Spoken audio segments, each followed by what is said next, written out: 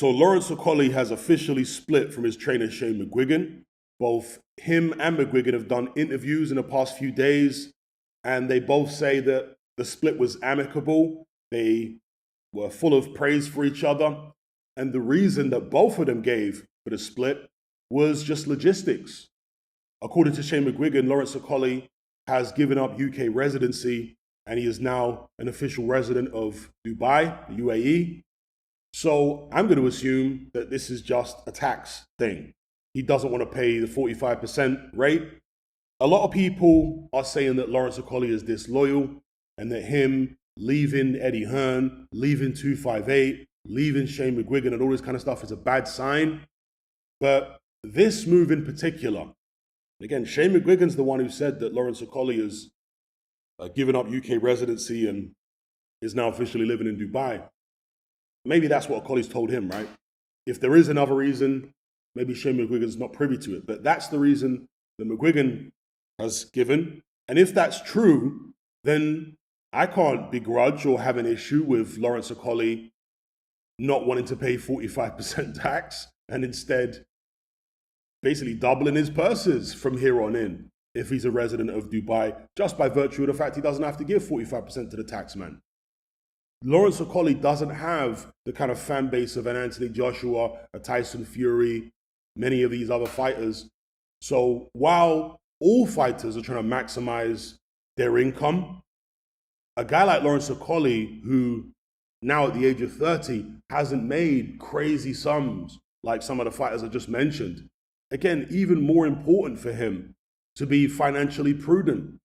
So I think it's a very understandable move for him to do this. And obviously, for those of you who haven't thought it out yet, and I'm sure most of you have, but in case anyone hasn't, in order for you to have like non-residents, as a British citizen, to not be classed as a resident in Britain, you have to be out of the country for most of the year. So that makes training with Shane Mcguigan very difficult indeed. Shane Mcguigan is based in the UK. His gym is in London. I think, in fact, no, is his gym still in London, or has he got another gym which is in Kent or something like that? But either way, it's UK based in the Southeast. That's where Shane Mcguigan is. He's got commitments to lots of fighters.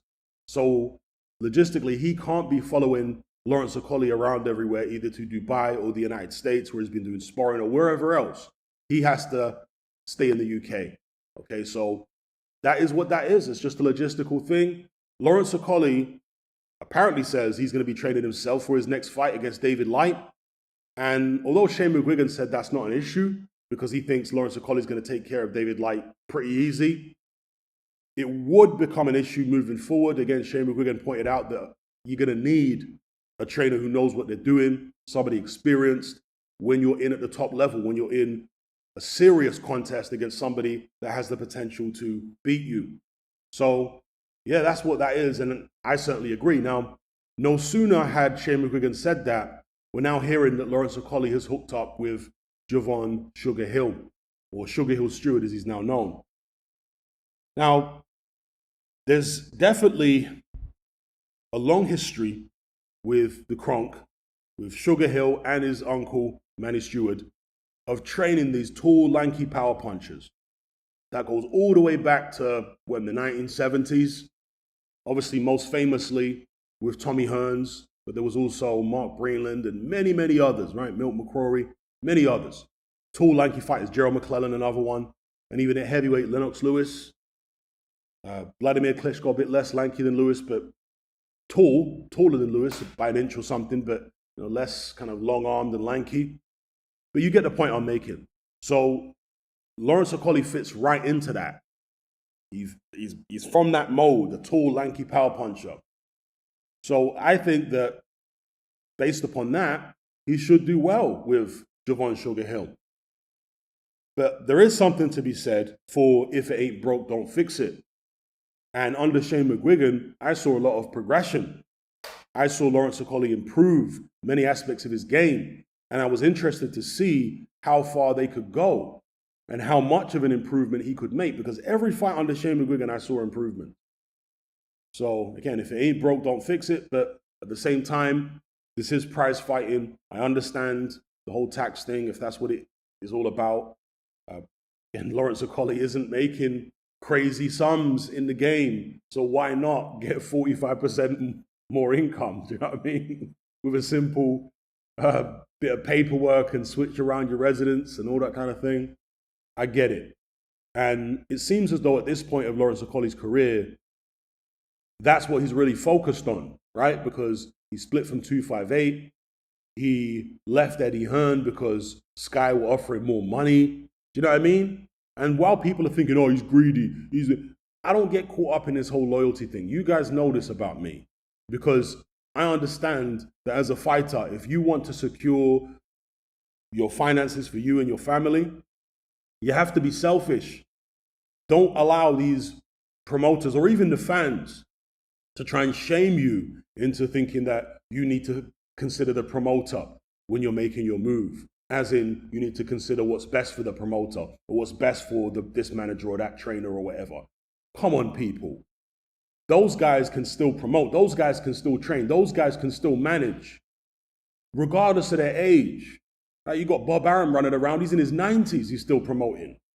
You know what I mean? And while most promoters won't be able to go on that long, but you get the point I'm making. As a fighter, you've got a few short prime years to make the serious dough. And then after that, you ain't making any serious dough anymore.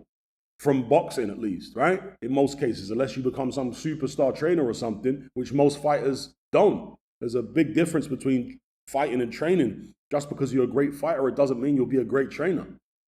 So, yeah, that's what I'll say about it. I think Lawrence Okolie, at this stage of his career, is really looking at the money, and he's saying, where can I don't want to say cut corners, because it's not really about that, but where can I recover some money back? He's paying a lot of money out to a lot of different people, and he just doesn't feel like it's making sense for him right now. Maybe he felt as though he would be in a better financial position at this stage. Maybe he felt like he would be earning some serious purses.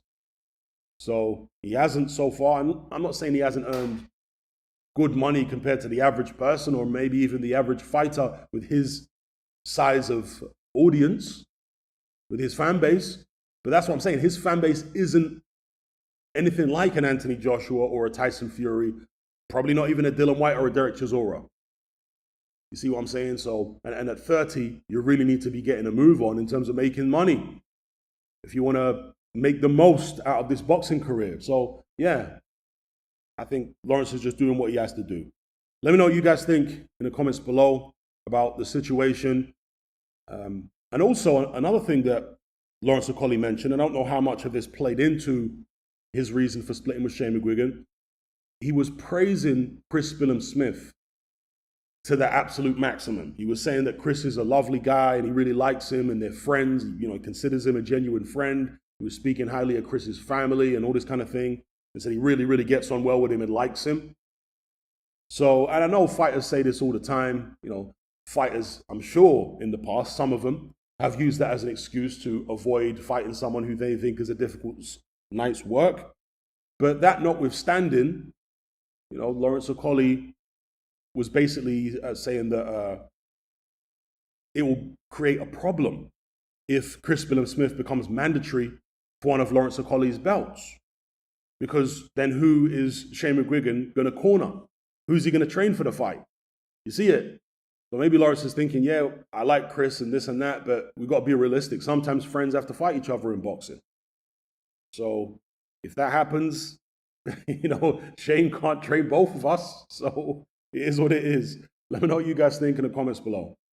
Are you sick and tired of the mainstream mindset? Does the dogmatic conformity and pathological ignorance have you tearing your hair out in frustration?